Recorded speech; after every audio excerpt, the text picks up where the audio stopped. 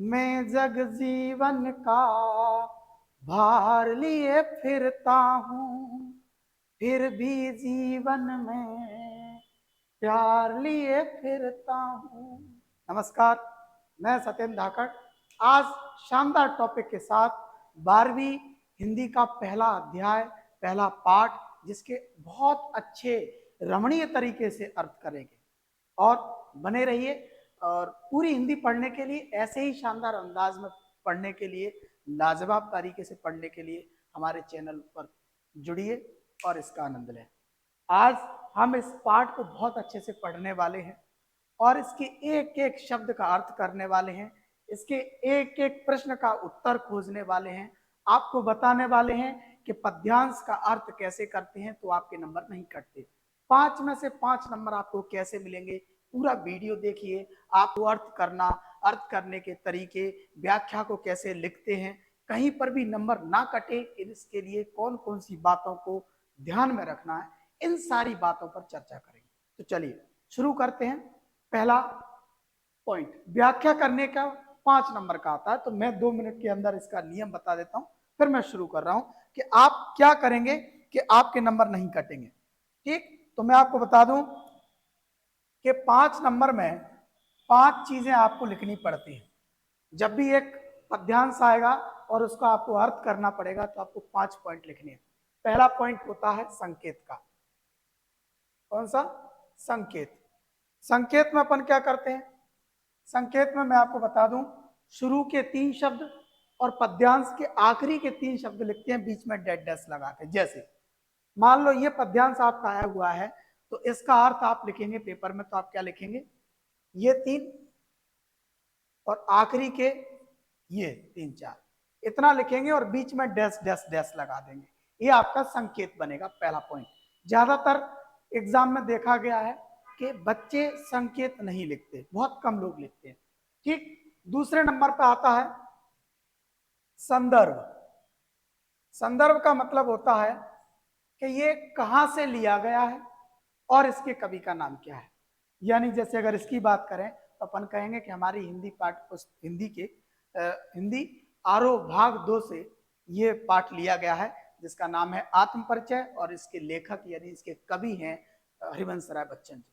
इसको विधिवत भाषा में लिखना पड़ेगा तो वो होता है संदर्भ, यानी कहां से लिया गया है और इसके रचयिता कौन है। फिर आता है प्रसंग। फिर क्या आता है? प्रसंग। प्रसंग का मतलब होता है इस पूरे के पूरे पद्यांश के अंदर इसका मूल भाव क्या है। जैसे मैं इसकी बात करूं तो इसका मूल भाव है, इसमें देखो, मैं जग जीवन का भार लिए फिरता हूं, फिर भी जीवन में प्यार लिए फिरता हूं। इसमें कवि अपने आत्म प्रेम को स्वीकार करता है कि मैं अपने आप से मोहब्बत करता हूं। दूसरी चीज ये कि ये दुनिया मतलब जितनी भी पूरी दुनिया है उसको ये साबित करता है कि पूरी दुनिया स्वार्थी है, कोई किसी का नहीं है। आप अपने आप से प्रेम करिए जैसे मैं अपने आप से प्रेम करता हूं। इस पद्यांश में कवि अपने आत्म प्रेम को जागृत करता है और दुनिया को स्वार्थी बताने की चेष्टा करता है, प्रयास करता है। ठीक, फिर एक और आता है व्याख्या। व्याख्या में लिखते हैं अपन अर्थ, यानी जो आपके पास है इसी को अर्थ में लिखते हैं, इसका सरलीकरण करते हैं। जो कठिन हिंदी के शब्द हैं उनको शुद्ध हिंदी में और अच्छे सरल भाषा में इसको अपन विवरण देते हैं कि इसके अंदर क्या है, जो अभी हम आपके सामने करवाएंगे व्याख्या कैसे करते हैं। और आखिरी में होता है विशेष। विशेष के अंदर क्या होता है?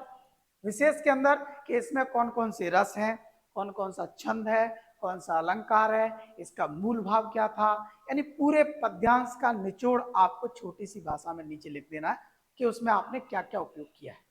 अगर ये सारी बातें, अगर ये 5 पॉइंट आप अच्छे से लिख देते हो तो दावे के साथ हम कहते हैं कि आपके 5 में से 5 नंबर कोई नहीं काट सकता। लेकिन सोचने वाली बात यह है, आप अपने आप से सवाल कीजिए कि क्या आप ये सारी बातें एग्जाम में फॉलो करते हैं?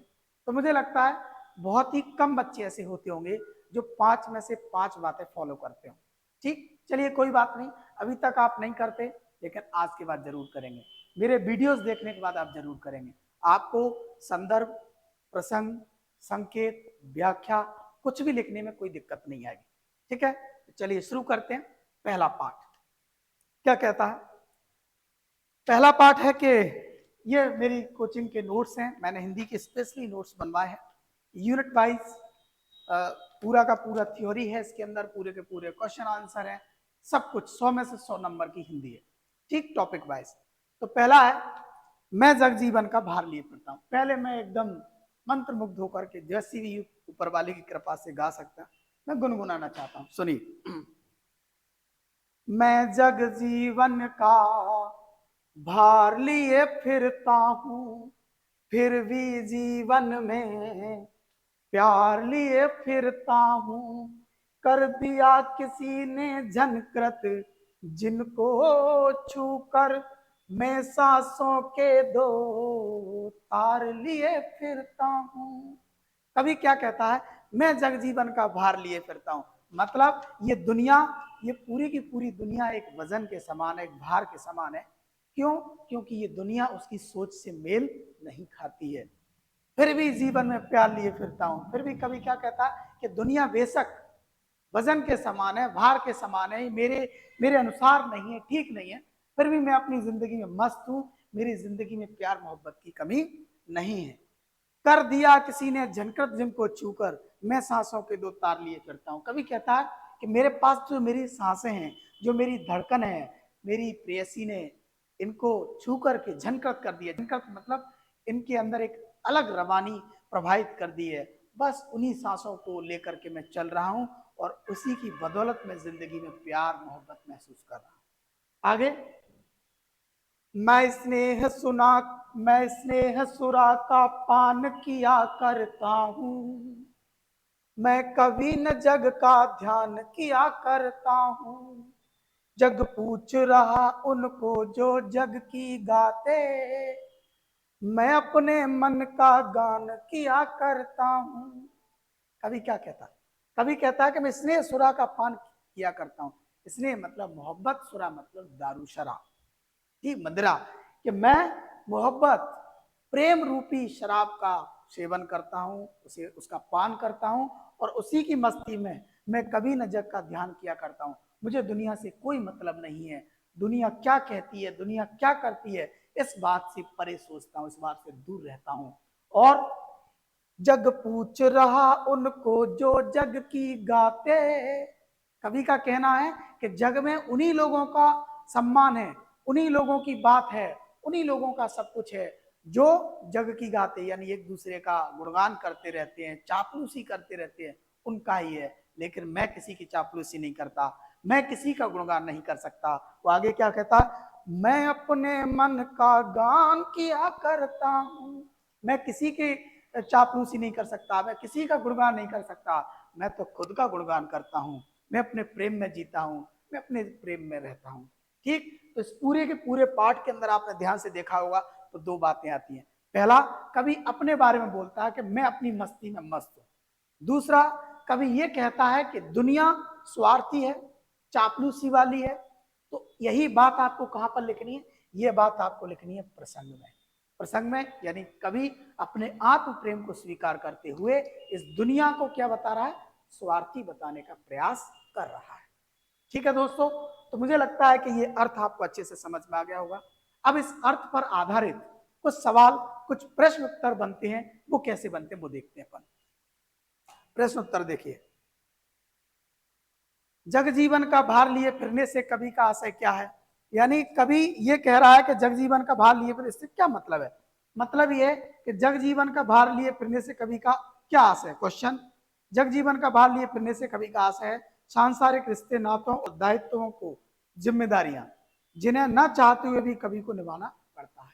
यानी जिंदगी में ऐसे ढेर सारे रिश्ते, ऐसे ढेर सारे संबंध, ऐसे ढेर सारी जिम्मेदारियां आपके ऊपर हैं जिनको आपको निभाना पड़ रहा है, लेकिन आप निभाना नहीं चाहते, इसीलिए वो आपकी जिंदगी में भार के समान है, यानी कवि की जिंदगी में भार के समान है। ठीक, आगे क्या कहता, स्नेह सुरा से कवि का क्या मतलब है? स्नेह सुरा से मतलब है प्रेम की मादकता, यानी प्रेम की दारू, यानी प्रेम की शराब, यानी प्रेम का नशा। ठीक, आप किसी के मोहब्बत में हैं, आपको उसकी मोहब्बत का नशा है, यही प्रेम सुरा है, स्नेह सुरा है। ठीक, आगे आगे कवि कहता है कि तीसरे क्वेश्चन में, आशा स्पष्ट कीजिए, जग पूछ रहा उनको जो जग की गाते। इसका मतलब ये कि जो इंसान दूसरों की चाटुकारिता में लगे हुए, चापलूसी में लगे हुए लोग, उनकी पूछ होती है। उसका आप आज का नॉर्मल देख लो, आप नेताओं के पीछे घूमिए, आपके काम हो जाएंगे। आप नेताओं के लिए तालियां बजाइए, गुणगान कीजिए, नारे लगाइए, कल आपके छोटे मोटे काम हो जाएंगे। जो लोग नेताओं के आगे के पीछे नहीं घूमते हैं तो उनके काम नहीं होंगे। तो ये बात यहाँ पर लागू होती है कि जो जग पूछ रहा उनको जो जो जग की गाते, यानी चापलूसी करिए तो आपका भला है, चापलूसी नहीं करेंगे तो कोई दिक्कत नहीं, कुछ नहीं हो सकता। ठीक, लेकिन कवि क्या कहता कि वो अपने मन की करता भाई, उसे किसी से मतलब नहीं है। आगे, सांसों के तार से कवि का क्या तात्पर्य है? आपके विचार से उन्हें किसने झंकृत किया होगा? यानी कवि कहता है कि कवि के पास जो सांसों के तार हैं उनको किसने झंकृत किया हुआ, ये आपसे पूछा गया है। तो सीधा सीधा सा बात है कि सांसों के तारों को झंकृत दुनिया में मोहब्बत कर सकती है, किसी की प्रेमिका कर सकती है। तो ऐसा माना जा सकता है कि कवि की प्रेमिका ने ही उसकी सांसों के तारों को झंकृत किया होगा। उसी की वजह से कवि की जिंदगी में मोहब्बत है, उसी की वजह से कवि की जिंदगी में एक प्यार भरी जिंदगी है, उसकी मादकता है, उसका एक नशा है, और उसी में डूब करके वो रहना चाहता है। ठीक, तो मुझे लगता है कि ये पहला पद्य खंड आपको बहुत अच्छे से क्लियर हो गया होगा। इसमें संकेत कैसे लिखते हैं, संदर्भ क्या लिखना है, प्रसंग, व्याख्या और विशेष। अब अगर अपन इसमें विशेष की बात आते हैं, बताएं तो देखिए 2 पॉइंट तो छोटे छोटे वही लिख देना जो आपने प्रसंग में लिखे कि आत्म प्रेम यानी खुद से प्रेम करने की बात कह रहा है। दूसरा, दुनिया को स्वार्थी बताने का प्रयास कर रहा है। तीसरा, स्नेह सुरा में, स्नेह सुरा, स्नेह को कैसे बताया हुआ है? सुरा। स्नेह सुरा मतलब मोहब्बत की दारू, सुरा मतलब दारू। यहाँ रूपक अलंकार है, यानी इसमें रूप, सुरा को दारू का रूप दिया गया है, तो यहाँ रूपक अलंकार है। तो ऐसे ऐसे छोटे छोटे पॉइंटों पर रूपक अलंकार है। ठीक है, सीधी सीधी बात कह रहा है तो ये खड़ी बोली के अंतर्गत आएगा। और अगला है, किया करता हूं लिया फिरता हूं की आवृत्ति में गीत की मस्ती है। यानी देखो, किया करता हूं लिए फिरता हूं, ये सब कुछ है, तो ये पुनरावृत्तियां भी हैं। इसमें एक गीत की लय बनती है और इसमें पुनरावृत्ति अलंकार भी हो सकता है। ठीक, तो ऐसी कुछ बातें आपको विशेष में ध्यान रखनी है कि विशेष में आपको क्या लिखना है। तो मुझे लगता है कि अब आपको आराम से ये समझ में आ गया होगा।